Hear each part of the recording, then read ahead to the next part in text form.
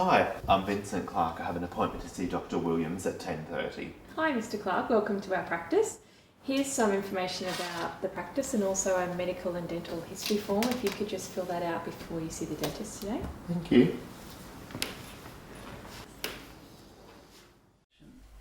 Welcome to our practice, Mr. Clarke. Nice to meet you. Sorry to have kept you waiting for a little while. You can call me Vincent, and I didn't have to wait too long.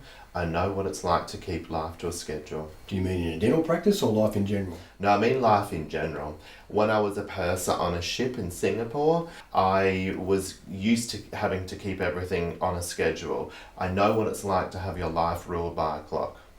But at least in that role you got to see more of the world than looking out the same office window every day. So what's brought you in to see us today? I've noticed that my teeth are moving around and some spaces are starting to develop in between my front teeth. In my current role, I see people all the time and I'm concerned about my personal appearance and I want to know how to stop this happening. And how long have you been aware of this problem? Oh, the last few weeks, but it's really difficult to say. And how long is it since you had any dental care? Look, it would have been about 5 years ago before I left Singapore when I was a purser. Do you remember any advice or information that the dentist gave you then? I can remember them giving me a hard time about my smoking because they thought it was affecting my teeth. Not a lot of it made sense then. My gums didn't bleed then and they still don't bleed now. So you're still a smoker? Yes, I'm still a smoker. I smoke at least a packet a day. That's what helps keep my stress levels under wraps. Well, that's interesting. It's something we can talk about when we have a look around and see what's happening with your teeth.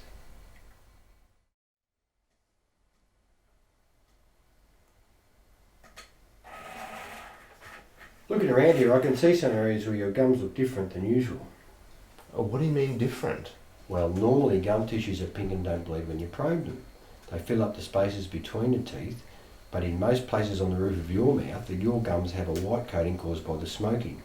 When I probe around the teeth, there is bleeding, and there has been recession of the gum tissues around some of your back teeth. That's funny, they don't bleed when I brush them. Actually, one of the things that smoking does is lower the blood pressure to the gums, so they look less red even when they are inflamed. So, are they inflamed from the smoking? It's a bit complex, but basically it is plaque on and around your teeth which is making them inflamed. Not just around your gums, but also in the pockets where the teeth and the gums meet. That's where I was putting that little probe just before. It sinks down into those pockets, and in your case, there were some pockets over 6 millimetres, which means trouble. Trouble? So the inflammation is under the gums. How am I supposed to clean under there? Well, Vincent, you can't reach down there into those pockets with a toothbrush. That's part of the problem. What's down there is not just ordinary plaque, but plaque that has hardened from minerals being trapped in it to become what we call calculus. That needs special instruments for me to get in there and remove it. And that's on the roots of a lot of the teeth. But I thought roots were in sockets in the jawbone, holding them in the tooth. How are these roots have all this stuff on them? Well, the bone and gum tissues around the teeth can be lost, and those craters in the bone mean that the teeth are not anchored in as firmly as they should be. That's why they can get a bit loose and start to drift around the place. So you think I have craters in the bones as well? I suspect that's the case. And I think you should have an x-ray taken so we can have a look at the bone levels around all the teeth. It's a special x-ray from outside the head called an OPG. We have a machine here that can do that. I've never heard of anything like this before. Don't worry, it doesn't hurt, but you will need to stay still for a few seconds once you're placed into the machine. Otherwise, like moving during a photo, everything can get distorted. Then we can go through that and the measurements I've been taking with my little probe to work out where the gum and bone underneath actually are. My teeth sound like some loose fence posts. I mean, do you mean that this could even get worse? Without treatment, unfortunately, yes. But let's have that discussion when we have all the information collected. And we also need to talk about the smoking part as well.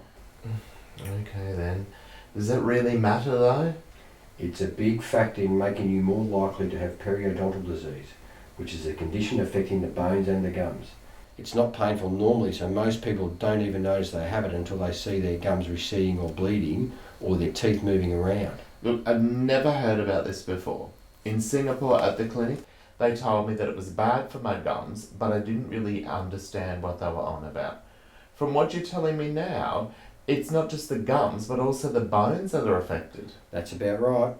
We can work together through some things to explain that better and some of the benefits of quitting, but first we need that OPG x-ray.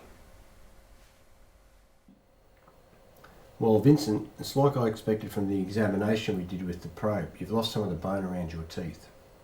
Will that keep going? Often in dentistry we say unless things change, the past is a fairly good predictor of the future. So in this case, with the same factors at work, I'd have to say yes.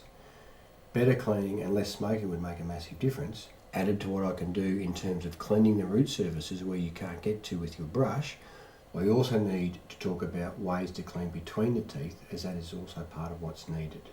That's a lot to take in at once, eh? These problems take a while to happen and the treatments take time as well. Do you think I'll lose my teeth?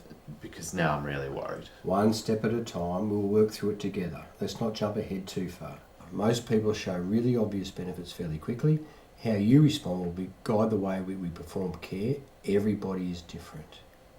Yeah, well, that must be right, because my girlfriend doesn't seem to have teeth that are drifting around, but I do. Your genes make a big difference, but as you're fairly much stuck with those, we need to get on top of the things that we can change. So let's get the next appointment organised then.